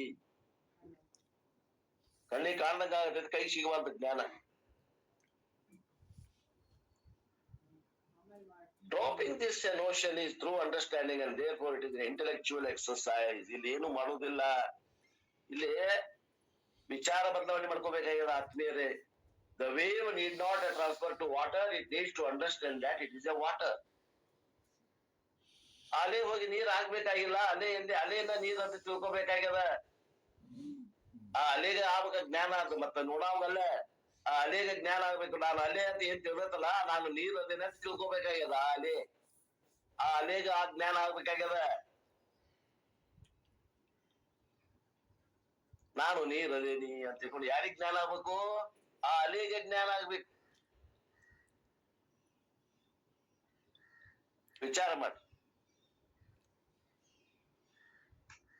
The Upanishad says that the Advaita Jnanam can be acquired only with the help of the mind. Advaita ಜ್ಞಾನ ಆಗ್ಬೇಕಂದ್ರ ಮನ ಏವ ಮನುಷ್ಯಾಣಂ ಕಾರಣಂ ಬಂಧ ಮೋಕ್ಷಯೋ. ಬಂದಾಗಕ್ಕೂ ಮನಸ್ಸ ಕಾರಣ, ಬಂಧನ ಆಮ್ಯಾಗ ಮೋಕ್ಷ ಆಗ್ಲಿಕ್ಕೂ ಮನಸ್ಸೇ ಕಾರಣ. There is no other alternative method. ಬೇರೆ ಯಾವ್ದು ಇಲ್ಲ ಅವ್ರ ಕಡೆ. ಸಾಧನೆ ಮಾಡ್ಲಿಕ್ಕೆ ಬೇರೆ ಒಂದು ಸಂಸಾರಕ್ಕೆ ಹೋಗ್ಬೇಕಾದ್ರೆ ಮನಸ್ಸು ಉಪಯೋಗ ಮಾಡ್ರಿ, ಮೋಕ್ಷಕ್ಕೆ ಹೋಗ್ಬೇಕಾದ್ರೆ ಟಿಮ್ ಉಪಯೋಗ ಮಾಡ್ರಿ ಅಂತ ಏನಿಲ್ಲ. ಮನಸ್ಸ ಉಪಯೋಗ ಮಾಡ್ಬೇಕಾಗ್ಯದ ಮೋಕ್ಷಕ್ಕೆ ಹೋಗ್ಬೇಕಾದ್ರು. There is no alternative method. ಬೇರೆ ದಾರಿ ಇಲ್ಲ. ಇಲ್ರಿ, ಧ್ಯಾನ ಮಾಡ್ತೀವಿ ನಾವು. Any meditation with objective of making the mind non functional will not give ಜ್ಞಾನಂ ಅಂತಾರ ನೋಡಿ. ಬರ್ಕೊಡ್ರಿ. ಏನಾರ ಅದಿರೇನು? ಇದು ಅರ್ಥ ಆಯ್ತು ನೋಡ್ರಿ. ಇನ್ನೊಮ್ಮೆ ಇಂಗ್ಲಿಷ್ ನಾಗ ಹೇಳ್ತೇನೆ, ಬರ್ಕೊಡ್ಬೇಕು. ಇದನ್ನ ಬರ್ಕೊಡ್ರಿ. Any meditation with the objective of making the mind non-functional will not give ಜ್ಞಾನಂ. ಧ್ಯಾನ ಏನ್ ಮಾಡ್ತದ ಅಂದ್ರ ಮನಸ್ಸಿನ ಕಾರ್ಯವನ್ನ ನಿಲ್ಲಿಸ್ತಾವ. ಇವೇನು ಧ್ಯಾನ ಮಾಡಾಕ್ತಿರಲ್ಲ, ಮನಸ್ಸಿನ ಕಾರ್ಯವನ್ನ ನಿಲ್ಲಿಸ್ತಾವ. ಮನಸ್ಸಿನ ಕಾರ್ಯ ನಿಂತಾಗ ಸಂಕಲ್ಪ ವಿಕಲ್ಪ ಮಾಡೋದು ಮನಸ್ಸು ನಿಂತಪ್ಪ ಅಂತಂದ್ರ ಒಂದ್ ರೀತಿಯಿಂದ ಆನಂದ ಆಗ್ತದ. ಹೆಂಗ ಸುಷುಪ್ತಿಯೊಳಗ ಆನಂದ ಆಗ್ತದಲ್ಲ, ಅಲ್ಲೇ ಮನಸ್ಸಿನ ತನ್ನ ತಾಯಿ ಆದಂತ ಅವಿದ್ಯೆಯಲ್ಲಿ ಲಯ ಆಗ್ಯದು. ಆ ಮನಸ್ಸಿನ ಲಯ ಆದಾಗ ಒಂದ್ ರೀತಿ ಆನಂದ ಆಗ್ತದ. ಆ ಆನಂದ ಏನ್ ಮಾಡ್ತದ? ನಿಮಗೆ ಜ್ಞಾನ ಕೊಡ್ತೈತಿ. ನಮ್ದು ಜ್ಞಾನ ಕೊಡೋದಿಲ್ಲ ಅದು. ಮತ್ ಏನ್ ಮಾಡ್ತದ? ಅದನ್ನು ಒಂದು ಚಟ ಮಾಡಿ ಕೈ ಬಿಡ್ತದ. ಇವ ಏನ್ ಮಾಡ್ತಾನ? ವ್ಯವಹಾರದಾಗ ಏನಾರ ಕಷ್ಟ ಬಂತು ಅಂದ್ರೆ ಧ್ಯಾನಕ್ಕೆ ಹೋಗಿ ಕುಂತ್ಬಿಡ್ತಾವ. ಆ ಧ್ಯಾನಕ್ಕೆ ಹೋಗಿ ಕುಂತ ಅಂತಂದ್ರ ಆ ಧ್ಯಾನದಾಗ ಒಂದ್ ರೀತಿಯಿಂದ ಏನಾಗ್ತದ? ಮನಸ್ಸು ಲಯ ಆಗ್ತದ. ಮನಸ್ಸು ಲಯ ಮಾಡುವಂತಾವು ಧ್ಯಾನದ ಪ್ರಕ್ರಿಯೆಗಳದಾವ. ಆ ಲಯ ಆದಾಗ ಒಂದ್ ರೀತಿಯಿಂದ ಆನಂದ ಆಗ್ತದ. ಮತ್ ಹೊರಗೆ ಬಂದ ಮತ್ ಚಾಲು ಆಗುದು. ನಾವ್ ಹಂಗಲ್ಲ. ಆ ದುಃಖದ ಮಧ್ಯದಲ್ಲೇನ ನಾ ಆತ್ಮ ಅಂತ ತಿಳಿದ ಧೈರ್ಯದಿಂದ ಇರುವಂತ ಕಲೆ ಐತಿ ಅಧ್ಯಾತ್ಮ. ತಿಳ್ಕೊಡು. ಎದುರಿ ಓಡಿ ಹೋಗಿ ಮೂಲ್ಯಾಗ ಕುಂತ್ಕೊಂಡು ಧ್ಯಾನಕ್ಕೆ ಕುಂಡ್ರದಲ್ಲ ಸಾಧನೆ.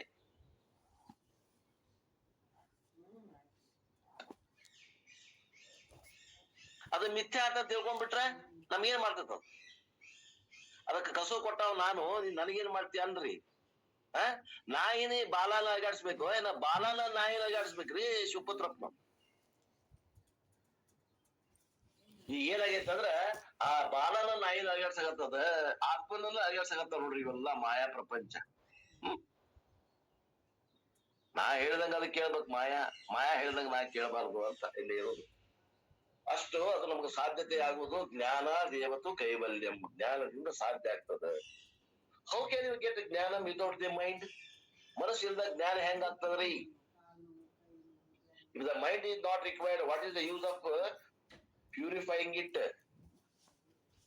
ಮನಸ್ಸಿನಿಂದ ಅದು ಜ್ಞಾನ ಆಗೋದಿಲ್ಲ ಅಂದ್ರ ಅದನ್ನ ಶುದ್ಧತೆ ಮಾಡ್ಬೇಕು. ಯಾಕೆ? ಅದನ್ನ ಅಂತಃಕರಣ ಶುದ್ಧಿ ಮಾಡ್ಕೊಡ್ರಿ, ಅಂತಃಕರಣ ಏಕಾಗ್ರತೆ ಮಾಡ್ಕೊಡ್ರಿ ಅಂತ ತಿಳ್ಕೊಂಡು ಕರ್ಮಯೋಗ ಮತ್ತು ಉಪಾಸನೆ ಯೋಗ ಇಟ್ಟಾರಲ್ಲ.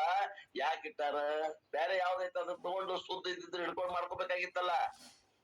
ಅದನ್ನ ಯಾಕೆ ಶುದ್ಧೀಕರಿಸ್ಬೇಕಾಗಿತ್ತು? ಅದನ್ನ ಯಾಕೆ ಏಕಾಗ್ರ ಮಾಡ್ಬೇಕಾಗಿತ್ತು? ಯಾಕಂದ್ರ ಅದೇ ಮನಏವ ಮನುಷ್ಯಾಣ ಕಾರಣ ಬಂದವು. ಆ ಮನಸ್ಸನ್ನ ಉಪಯೋಗ ಮಾಡಿ ನಾವು ಮೋಕ್ಷವನ್ನು ಹೊಂದಬೇಕಾಗ್ಯದ. Why should Shastras insist on ಸಾಧನ ಚತುಷ್ಟಯ ಸಂಪತ್ತಿ? ಸಾಧನ ಚತುಷ್ಟಯ ಸಂಪತ್ತಿ ವಿವೇಕ, ವೈರಾಗ್ಯ, ಶಮಾಧಿ, ಷಡ್ಗುಣ ಸಂಪತ್ತಿ, ಮುಮುಕ್ಷತ್ವ ಅನ್ನುವಂತಾವು ಈ ಸಾಧನ ಚತುಷ್ಟಯ ಸಂಪತ್ತಿ ಮ್ಯಾಗ ಶಾಸ್ತ್ರ ಯಾಕೆ ಅವಲಂಬಿತನಾಗಿರ್ಬೇಕಾಗಿತ್ತು? Therefore the mind is a must for ಆತ್ಮಜ್ಞಾನಂ. ಆದ್ದರಿಂದ ಆತ್ಮಜ್ಞಾನಕ್ಕೆ ಮನಸ್ಸಿನ ಅವಶ್ಯಕತೆ ಬಹಳ ಅದ. Don't misunderstand ಮನೋನಾಶ and engage in destroying the mind. ಅಧ್ಯಾತ್ಮದಲ್ಲಿ ವಾಸನೆ ಇದ್ದವರು ಅಧ್ಯಾತ್ಮ ಜ್ಞಾನಕ್ಕಾಗಿ ಪ್ರಯತ್ನ ಮಾಡ್ರಿ. ಈ ಮನಸ್ಸನ್ನ ನಾಶ ಮಾಡಿ, ಮನೋನಾಶ ಮಾಡಿ ಆ ಮನಸ್ಸನ್ನ ಕೆಡಿಸುವಂತಹ ಧ್ಯಾನಗಳನ್ನ ಮಾಡ್ಲಿಕ್ಕೆ ಹೋಗ್ಬೇಡ್ರಿ.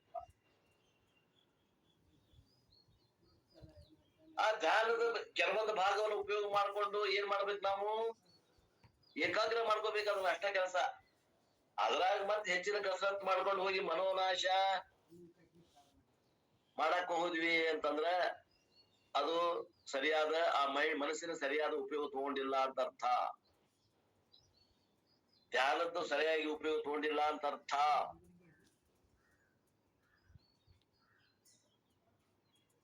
Mantra number 1.6 of Kenopanishads says that Atma cannot be known through the mind.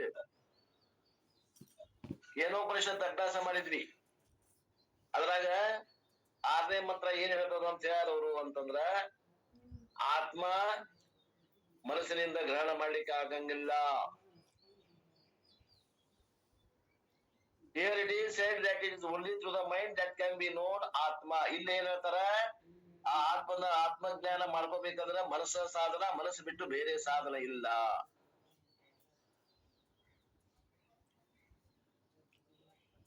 ಮಂತ್ರ ನಂಬರ್ 319 ಆಫ್ ಮುಂಡಕ ಉಪನಿಷತ್. ಮುಂಡಕ ಉಪನಿಷತ್ ಅಭ್ಯಾಸ ಮಾಡಿವಿ. 9ನೇ ಮಂತ್ರ ಹೇಳ್ತದ, ಏನಂತ ಹೇಳ್ತದ, atma can be known only through the mind. ಆತ್ಮನಂದ್ರ ಸುಸಂಸ್ಕೃತವಾದ ಮನಸ್ಸಿನಿಂದ ತಿಳಿದು ಬರ್ತದ. ಸುಸಂಸ್ಕೃತವಾದ ಮನಸ್ಸಿರ್ಬೇಕು, ಅಂತ ಮನಸ್ಸಿನಿಂದ ತಿಳಿತೈತೆ ಅಂತ ತಿಳ್ಕೊಂಡು ಮುಂಡಕ ಉಪನಿಷತ್ ಹೇಳ್ತದೆ. These seemingly contradictory statements can be reconciled as follows. ಇವುಗಳ ಒಂದಕ್ಕೊಂದು ತದ್ವಿರುದ್ಧ ಅಭಿಪ್ರಾಯ ಹೇಳ್ತಾವಲ್ರಿ ಉಪನಿಷತ್ತು. ನಾವು 3 ಮಾಡಿವೆ ಉಪನಿಷತ್ ಅಭ್ಯಾಸ.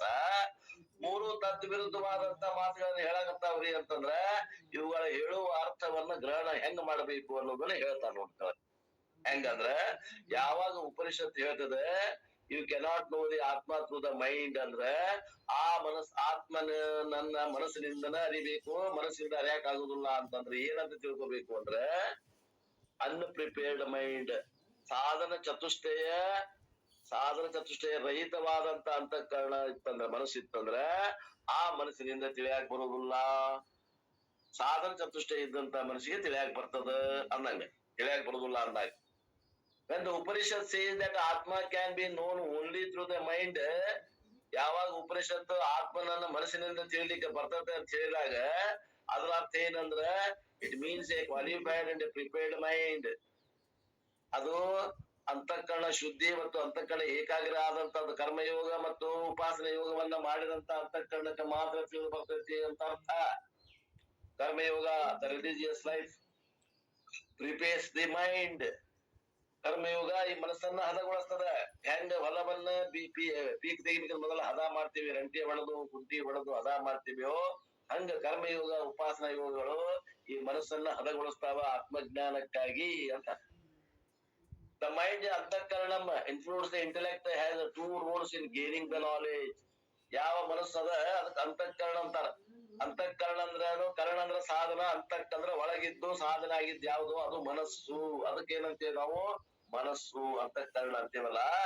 ಈ ಅಂತಃಕರಣದಾಗ ಮನಸ್ಸು ಬುದ್ಧಿ ಐತಿಲ್ರಿ, ಇಂಟೆಲೆಕ್ಟ್ ಐತಿ, ಬುದ್ಧಿ. ಆದ್ರಿಂದ ಈ ಮನಸ್ಸಿಗೆ 2 ಕೆಲಸಗಳನ್ನ ಮಾಡ್ತದ. ಒಂದೇ ಕೆಲಸ ಏನ್ ಮಾಡ್ತದ ನೋಡ್ರಿ, it serves as A locus of knowledge. ಈ ಮನಸ್ಸು ನಮ್ಗೆ ಜ್ಞಾನ ಆಗುವ ಸ್ಥಳ ಇದು. ನಮಗ್ ಜ್ಞಾನ ಆಗುವ ಸ್ಥಳ ಎಲ್ರಿ ಅಂತಂದ್ರ ಇದು ಮನಸ್ಸಿನಲ್ಲಿ ಜ್ಞಾನ ಆಗ್ತದೆ. Locus of knowledge, A place where knowledge takes place through the modification of thoughts. ವಿಚಾರಗಳನ್ನ ಬದಲಾವಣೆ ಮಾಡುವ ಮೂಲಕ ಆತ್ಮಜ್ಞಾನ ಆಗ್ತದೆ. ಆತ್ಮಜ್ಞಾನ ಆಗುವಂತಹ ಸ್ಥಳ ಭೂಮಿಗೆ ಯಾವುದು ಅಂದ್ರೆ ಮನಸ್ಸು. regardless of the instrument used, the knowledge takes place only in the mind. The sound comes through the ears, but the knowledge of the sound takes place in the mind. ಹೇಳ್ತಾರ, ಏನ್ ಹೇಳ್ತಾರ ಇಲ್ಲಿ ಅಂತಂದ್ರ ಯಾವದ ಒಂದು ಉಪಕರಣ ಇಲ್ಲ, ನೀವು ಕಣ್ಣರ ಉಪಯೋಗ ಮಾಡ್ರಿ, ಕಿವಿಯರ ಉಪಯೋಗ, ನಾಲಿಗೆ, ಚರ್ಮ, ಯಾವ 5 ಜ್ಞಾನೇಂದ್ರಿಯದಾಗ ಉಪಯೋಗ ಮಾಡ್ರಿ, ವೇದ ಪ್ರಮಾಣದ ಉಪಯೋಗ ಮಾಡ್ರಿ.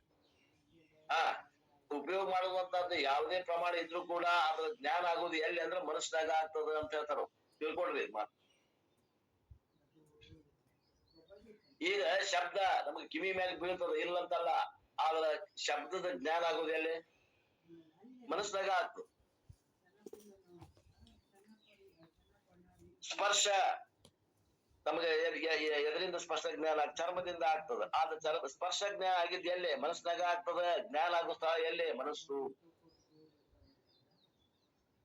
ರೂಪ ಕಣ್ಣಿನಿಂದ ಆಗ್ತದ ಅಂತ ಅನ್ಸದ, ಆದ್ರ ಅದು ಸ್ಥಳ ಯಾವುದು ಅಂದ್ರ ಆ ಅನುಭವ ಆಗುವಂತದ್ದು ರೂಪ ಜ್ಞಾನ ಆಗುವುದು ಅದು ಮನಸ್ಸಿನಲ್ಲಿ. ರೂಪ, ಶಬ್ದ, ಸ್ಪರ್ಶ, ರೂಪ, ರಸ, ಗಂಧ, ಹೀಗೆ ಇವು 5 ಜ್ಞಾನಗಳಾಗ್ಲಿ ಇನ್ನೊಂದು ಪ್ರಮಾಣ ಯಾವುದು? ವೇದ ಪ್ರಮಾಣದಿಂದ ಆಗುವಂತ ಆತ್ಮಜ್ಞಾನ ಆಗ್ಲಿ, ಅದು ಕೂಡ ಎಲ್ಲಾಗ್ತದ್ರಿ?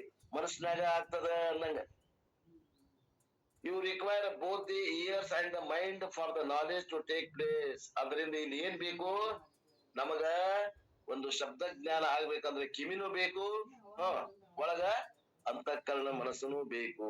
ಅವಾಗ ನಮಗ ಜ್ಞಾನ ಆಗ್ತದ. If the ears are locus, the knowledge can still take place with your mind wandering all over. ಒಂದ್ ವೇಳೆ ಕಿವಿಯೊಳಗನ ಜ್ಞಾನ ಆಗ್ತಿತ್ತು ಅಂದ್ರ ಮನಸ್ಸು ಎಲ್ಲೇ ಹರಿದಾಡಿದ್ರು ಜ್ಞಾನ ಆಗ್ಬೇಕಾಗಿತ್ತು, ಹಂಗಾಗೋದಿಲ್ಲ. ಒಂದ್ ವೇಳೆ ಕಣ್ಣಾಗ ಜ್ಞಾನ ಆಗ್ತಿತ್ತು ಅಂತಂದ್ರ ನಾವ್ ಯಾರ್ಯಾರು ನೋಡ್ತೇವೆ ಎಲ್ಲರದು ಜ್ಞಾನ ಆಗ್ಬೇಕಾಗಿತ್ತು, ಆಗೋದಿಲ್ಲ. ಅಲ್ರಿ ಎದುರಿಗೆ ಹೋದ್ರಲ್ಲ, ನಾನ್ ನೋಡ್ರಿ ಲಕ್ಷ ಇಲ್ರಿ, ಏನೋ ಒಂದ್ ವಿಚಾರದಾಗ ಇದ್ದೆ ಅಂತೇಳಿ. ಅಂದ್ರೆ ಮನಸ್ಸು ಎಲ್ಲಿತ್ತೋ ಅಲ್ಲಿ ಮನಸ್ಸು ಇದ್ದಾಗ ಆ ದೃಷ್ಟಿಯಿಂದ ಮನಸ್ಸಿತ್ತಂದ್ರೆ ಇವ್ರು ಎದಿರ್ನೋರು ಇಂಥ ವ್ಯಕ್ತಿಗಳು ಅಂತ ಗುರುತು ಹಿಡಿತದ. ಮನಸ್ಸು ಎಲ್ಲೋ ಇತ್ತು, ಒಂದು ಕಣ್ಣು ನೋಡಾಕತ್ತಾವ ಅಂತಂದ್ರ ಆ ಜ್ಞಾನ ಆಗೋದಿಲ್ಲ. ಇವ್ರು ಎದಿರ್ನೋರು ಯಾರನ್ನು ಅಂತ ಜ್ಞಾನ ಆಗೋದಿಲ್ಲ. ನೋಡ್ಯಾನ ಮನಸ್ಸು ಎಲ್ಲಿ ಹೋದ. ಆದ್ದರಿಂದ ಜ್ಞಾನ ಆಗುವ ಸ್ಥಳ ಮನಸ್ಸು. ಈ 5 ಜ್ಞಾನೇಂದ್ರಿಯಗಳಾಗ್ಲಿ, ವೇದ ಪ್ರಮಾಣ ಆಗ್ಲಿ, ಅವುಗಳಿಂದ ಬಂದಂತ ಜ್ಞಾನಕ್ಕೆ ಆಗುವ ಮನಸ್ಸಿನ ಸ್ಥಳ ಯಾವ್ದಪ್ಪ? ಜ್ಞಾನ ಆಗುವ ಸ್ಥಳ ಯಾವ್ದಂದ್ರೆ ಮನಸ್ಸಿನಾಗ ಜ್ಞಾನ ಆಗ್ತದೆ ಅನ್ನೋದನ್ನ ಒಂದ್ ಮಾತೇ. This is not possible. ಅವ್ರೇನಂತಾರೆ? ಒಂದ್ ವೇಳೆ ಕಿವಿಯೊಳಗನ ಜ್ಞಾನ ಆಗ್ತಿತ್ತು ಅಂತಂದ್ರ ನಮ್ ಮನಸ್ಸು ಎಲ್ಲೇ ಹರಿದಾಡಿದ್ರು ನಮಗ ಜ್ಞಾನ ಶಬ್ದದ ಜ್ಞಾನ ಆಗ್ಬೇಕಾಗಿತ್ತು. ಇದು ಒಂದು. ಇನ್ನು ಎರಡನೇದೇನು? Mind also serves as instrument of knowledge through reasoning. ತರ್ಕ ಮಾಡ್ಲಿಕ್ಕೆ ಹಚ್ಚಿದಾಗ, ಆ ಮನಸ್ಸು ಕೆಲಸ ಮಾಡಿದಾಗ ನಮಗೆ ಜ್ಞಾನ ಆಗ್ತದೆ. At the end of reasoning the conclusion takes place in the mind. ತರ್ಕವನ್ನ ಮಾಡಿದ ಮ್ಯಾಗ ಒಂದು ನಿರ್ಣಯಕ್ಕೆ ಬರ್ತೇವೆ. ಅಂತಿಮ ನಿರ್ಣಯಕ್ಕೂ ವೇದಾಂತ ಕೈ.